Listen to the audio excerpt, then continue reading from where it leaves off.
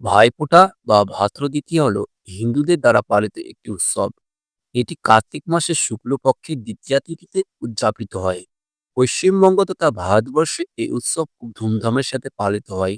কিংবদন্তি অনুসারে মৃত্যুর দেবতা যম কার্তিক শুক্লপক্ষের দ্বিতীয়া তিথিতে বোন যমুনার নিমন্ত্রণ স্বীকার করে তার বাড়ি যান। সেই দিন যমুনার পুজো গ্রহণ করে তার গৃহে ভোজন করে। যমুনা আশীর্বাদ চাইলে যম বলেন যে এই তিথিতে যে ভাই বোনের বাড়ি গিয়ে তার পুজো স্বীকার করবে এবং তার হাতে তৈরি রান্না গ্রহণ করবে, তার ভাগ্যে অকাল মৃত্যুর ভয় থাকবে না। তারপর থেকে এই তিথিটি যম তৃতীয়া বা ভাদ্র দ্বিতীয়া বা ভাইফোঁটা নামে পরিচিত।